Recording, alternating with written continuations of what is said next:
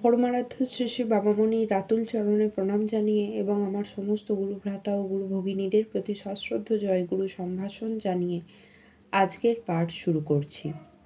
ওম অখণ্ড সংহিতা বা অখণ্ড মণ্ডলেশ্বর শ্রী শ্রী স্বামী স্বরূপানন্দ পরমহংসদেবের উপদেশবাণী ত্রয়োবিংশ খণ্ড। মহৎ চিন্তার প্রভাব। শ্রী শ্রী বাবামণি বলিলেন, দেশের সেবা করতে চাও? তবে অন্য সব কাজ ফেলে রেখে হলেও সর্বাগ্রে মানুষের কানে কানে পরিবেশন করো মহৎ চিন্তা, মহৎ ভাব।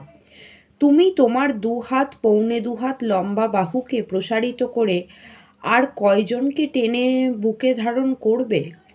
মহৎ চিন্তার মহিমায় তুমি বিশ্ব জগতের কোটি কোটি প্রাণকে এনে তোমার প্রাণের সঙ্গে যুক্ত করতে পারবে।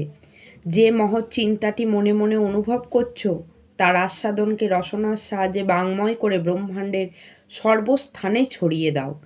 এর চেয়ে বড় কাজ আর কিছু নেই। জয় গুরু।